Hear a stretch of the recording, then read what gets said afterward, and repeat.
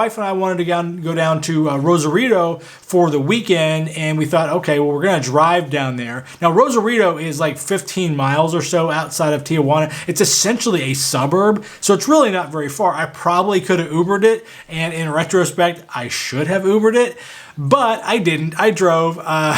You'll see it didn't work out very well for me. But I figured I might as well show the process. It's actually very simple. There's a few things I should have prepared myself better for, and I'm hoping through my aggravation you will learn something. So let's get into the video.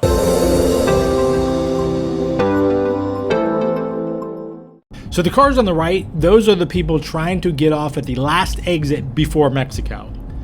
Once I go into this bridge, I'm going to Mexico whether I like it or not. There's kind of no turning back.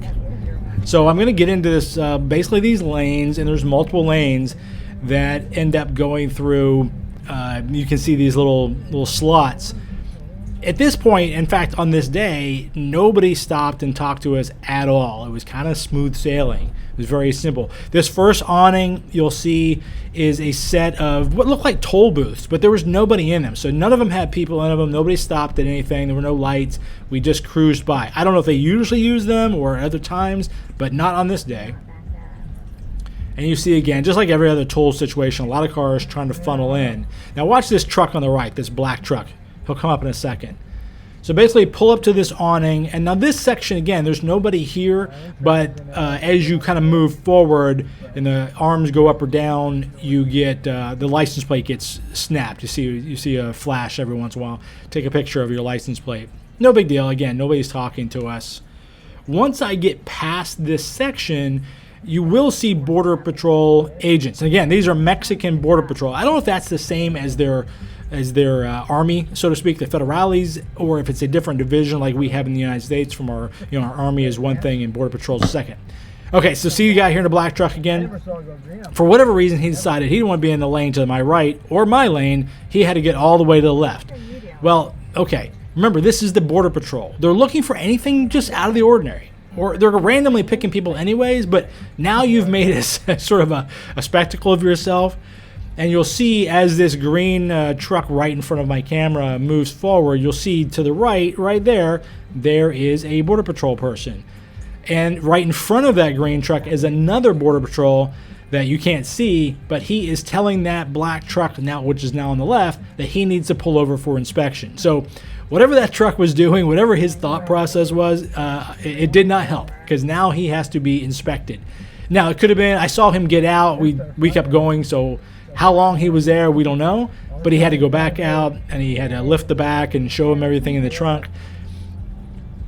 So here, I should have taken this right lane and gone up this on-ramp you see right there on the right. I didn't. My GPS didn't catch up fast enough, and I am going on the left, which took me into Tijuana versus sort of around Tijuana and down the highway. It was no big deal. Again, Rosarito is like 15 miles away, so it's not that big a deal. I just sort of took a different highway, if you will, but not the one that runs along the coast.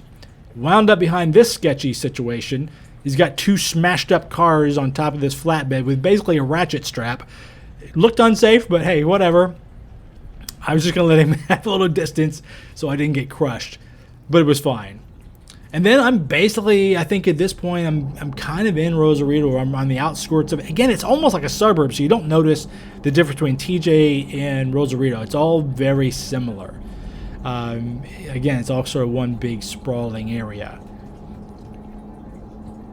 And here I am in Rosarito. Rosarito is a cute little town. It's nothing spectacular. It's nothing special, but it's a cute little town. It's a nice, fun little weekend spot to get to. You see that white building on the left with the red tile roofs. That's the entrance to the Rosarito Beach Hotel. That's where we stayed. It was a nice hotel. It was fine. It's very popular. It's been around for a long time. I like it. I'd definitely go back. Had great view. I mean, it was right on the beach. I couldn't have asked for a better view.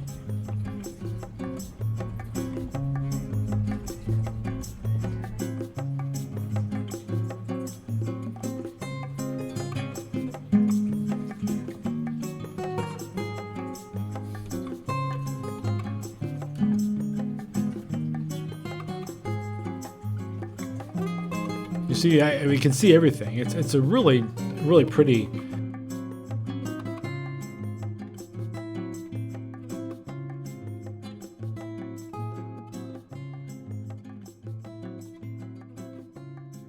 All right, so that was it. That was it getting down into Rosarito. Now we'll show some video of Rosarito in a different video. It's a cute little town. We had a good time. We only stayed overnight, just one night. Just kind of went down there, had dinner, stayed in the hotel on the beach. Very nice, but we'll film another segment on that later. But now, here's the fun part. We have to return to San Diego. Now, as you saw, getting to into Mexico was really quite simple. I got a little lost once I crossed the border, but that's okay. On the way back is where I expected the trouble to happen, and it did. Yeah, so let's just get into the video and I'll show you. Okay, so you can go to this website. I'm going to warn you now, the website is completely useless, but let's go ahead and look at it. So you basically pick, I'm going through on a car, I'm going to go to the San Ysidro, and I can see the wait time. Now, this day is 80 minutes. This was in the same day, but it was basically the same, about an hour and a half the day I went through. It says 80 minutes on the regular line, 55 in the ready line, and 15 on the Sentry. In hindsight, I'm going to get a Sentry pass because that was way faster. Even though I still don't believe any of these times, I don't know where they're measuring from. This point right here is basically just up the on-ramp from the Costco.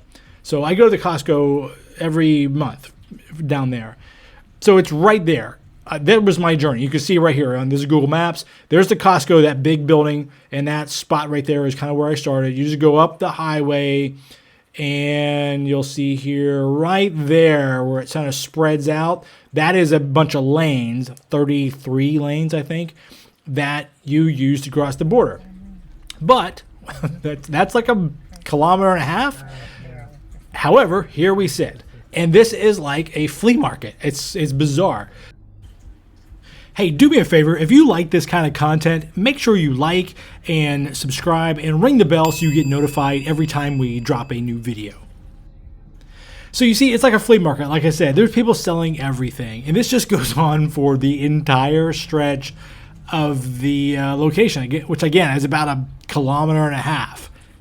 They sell everything. It's convenient, but also strange.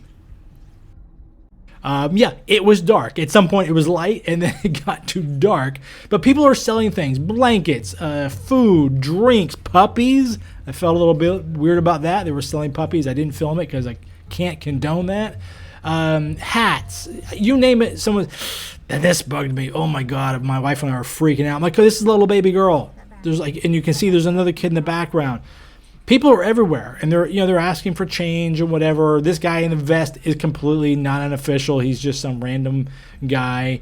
But these little kids were freaking me out. There's actually a lot of cars, and these little kids are just, this is what happens with some of their families. This is how they make their money, and these little kids are chatting, and it was freaking us out, though. I'm like, I got this truck, and I was like, I'm going to run over a kid.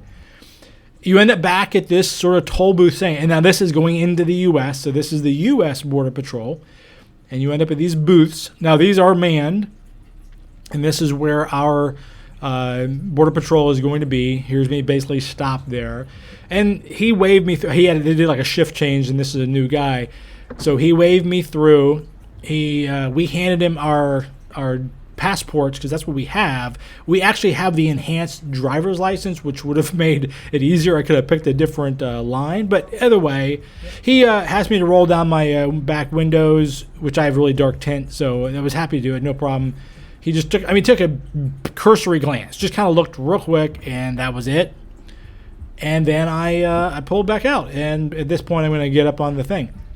5 hours, 24 minutes. From that first shot where I said it was near the Costco to pulling past the border agent of the U.S. border, 5 hours, 24 minutes. So yeah, so that happened. I wouldn't recommend that, and I'm never going to do that again unless I absolutely have to. I'm going to get the global entry, maybe the Sentry, but I'm probably just going to get global entry so I can fly as well and eliminate some of these things. But that line is just horrendous, and there's kind of no way around it except for those two passes. But even then, you're still going to sit in traffic. So if you were going to go down to TJ, that's fine. I would just walk over to TJ and get an Uber wherever you want to go. If you're going further, even like we did, which is in Rosarito, or you're going to go a little further south in Ensenada, which is, I don't know, like an hour and a half from where I sit as of this moment in San Diego, I still would probably find a Uber or something of that nature to get me down there. It would have been well worth the extra money to pay someone to drive me down there than for me to sit in that traffic. Now that's me. I go nuts for that kind of stuff. I can't stand sitting there, but you make your own choices. But as you saw, the process getting in and out was really pretty simple. So don't be afraid to go down there. If you'd like to know more about Mexico, why not check out this video here or even our video series on Mexico. A lot of great information. If you have any questions about what you saw today or other things that pop up in some of our other videos, please just give us a shout, put a comment in the comments below. And until we talk again, keep on trucking.